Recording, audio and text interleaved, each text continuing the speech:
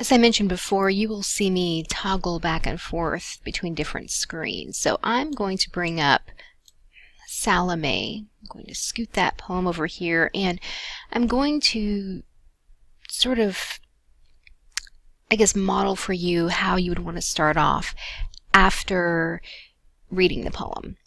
So you have someone read the poem. Hopefully someone will volunteer in class to read it. And then you can just kind of, open up questions to the class. I don't think that you should start with theme. I think that even though I mentioned theme in the directions pretty early in the directions, I think it would be unwise to start with theme. I think, as we've demonstrated in our own class discussions, it's challenging to arrive at theme, and it usually comes to you later, like after you've looked through the entirety of a work. So I think that's how you should approach it. But I might start with questions like, what do you think is going on in this poem? Who do you think the speaker is?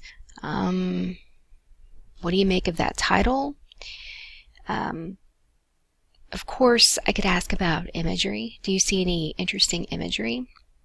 So if I were teaching this poem in front of you, for instance, in front of the class, I wouldn't simply tell you what I see going on. I would ask you questions. So I want to keep emphasizing that. It will be harder for me to do that because I don't have, a live class in front of me. But I do want you to think about, what do I need to ask the class to guide them through an experience of the poem? So always keep that in mind. So I'm going to start by, I think I will just imagine that maybe people answered some questions. They might say that, somebody might say, well, I think the poem is about some weird relationship between a brother and sister, of course, and I might also ask, somebody might say to me that they think the image of her diving, like skinny dipping in the creek is interesting because apparently she's not aware that other people are around, or if she is, she doesn't care. The fact that the word white is emphasized, the poet didn't have to tell us that the girl is white, but obviously he is for some reason, right? And the speaker is telling us that the girl is white. So it would stand to reason then that the speaker might not be white. The poet is not white. So, as I've mentioned before, if you don't know the sex or gender of the speaker, like if it isn't clear, if it isn't through context made clear to you in the poem, then you might want to assume that it's the same as that of the poet. So Yusef Komunyakaa, African American, we have this emphasis on white with a white girl, so it would stand to reason that the speaker probably is not white himself, and other clues in the poem might lead us to the same conclusion. So I had seen her before, nearly hidden behind those fiery branches. So what do we make of those first? Well, I kind of dealt with the first 3 lines. I read the first 3 because we might not get much out of the first line. If we just take the first line, I had seen her. So he's seen her before. He tells us in the second line, right?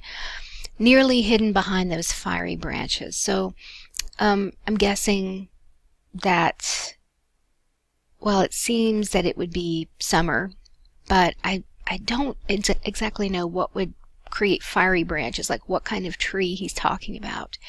I might have to investigate that a little bit more. But the point that I think we need to pay attention to is that the speaker has seen her before, maybe he's watched her before from behind foliage, right? So he didn't want to be seen. So I had seen her before, nearly hidden behind those fiery branches. Fiery might have connotations, right? Like, what do you think of when you think of fiery?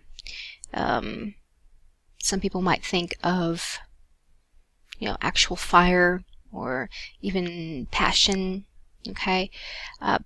As she dove nude into the creek. So we have this, within the first 1, 2, 3, 4, 5 lines, we have this scenario before us of a speaker watching a girl skinny dip, right? We learn in the line after that that she's white. And we also learn about how she, about her demeanor, who moved with ease on her side of the world. What does on her side of the world mean? What does that suggest? What side is he talking about? And some of you might say, well, if we know that the speaker is white, or excuse me, is black, or we're guessing that the speaker is black, and we know the girl is white, there's a suggestion of division there, right? Culturally. I'm going to pause there and pick up in a new video.